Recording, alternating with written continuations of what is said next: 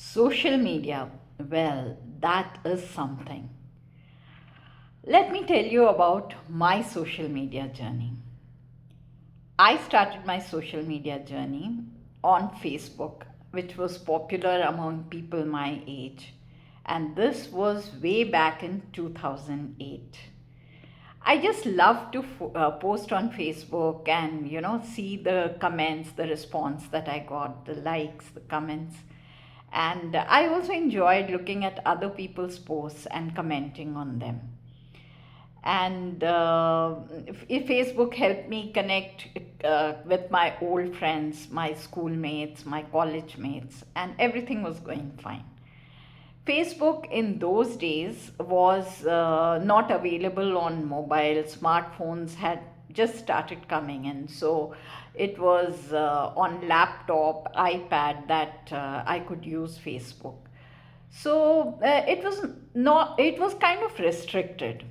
But as smartphones came and we had Facebook on our hands, things changed, and I it became a platform for comparison and competition. And Facebookers like me were not just satisfied with the likes and comments that we got on our posts. We started comparing with others and we wanted more. So, just like a true Facebooker, I too started posting more, and I started posting frequently. And I would continuously keep checking my mobile to see what kind of response I'm getting to my posts. And this became kind of a habit, and I started posting about every little thing that happened in my life. One reason that I liked Facebook was that it kept me distracted from the struggles, the daily struggles, the problems in my life.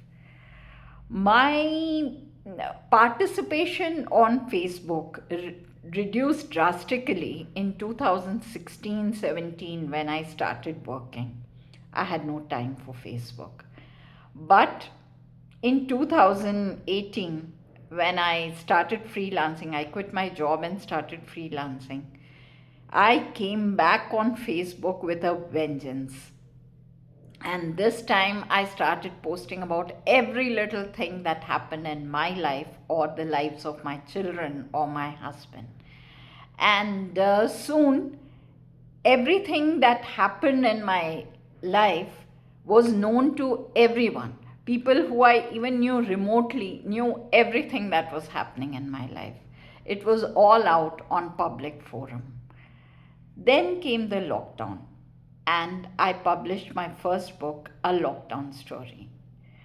And I had to announce the existence of the book. So, what did I do? Of course, Facebook. So, I posted on Facebook and spoke about my book.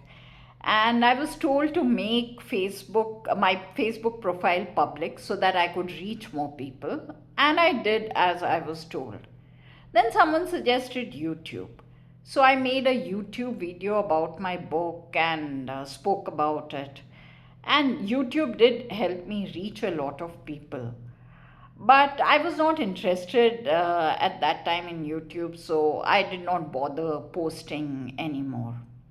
Then someone suggested Instagram. They said Instagram is the place you should be. You should be talking about your books and you should be promoting it there. I wrote a few more books and I thought, okay, let me start my account on Instagram. So I started my account on Instagram. I started posting about my books. And then a digital marketing expert told me, don't just post about your books. You will look too pushy and it will be too promotional. So balance it out. Put some personal posts also. So I I said, sure, why not? I'm an expert at personal posts. So I started posting all because I was told was that personal posts help you build a rapport with your audience. So I said, okay, why not? And I started personal posts on Instagram. And then I was posting on Instagram, on Facebook, all personal posts. I got so engrossed in posting all these personal things that I totally got lost. I forgot what my main objective was, which was talking about my books. So, all these posts were personal posts. There were hardly any posts about my books. I was not promoting my books. And by now, I had become a social media addict. I was posting frequently, checking my mobile throughout the day, umpteen times during the day to see the response to my posts. I used to post, and I still do.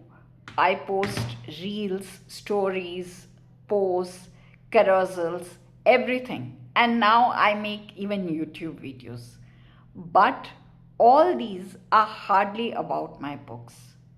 This is when I realized this obsession is getting too much. I started losing sleep.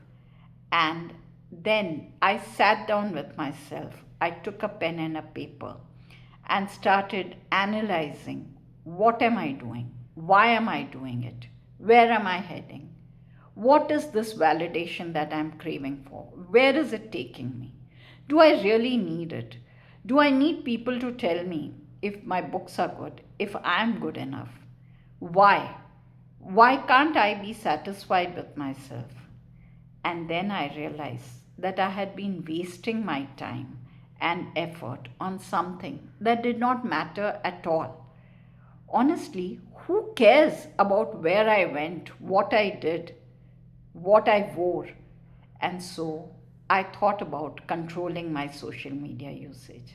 It was not easy, but I had to do it for the sake of my peace and sanity. The first thing I did was to control my urge to get photographed everywhere. And guess what? When I stopped it, I could enjoy the place more. And I saved a lot of time. I felt kind of relieved. Then I consciously reduced the frequency of my posts. I was not posting that often.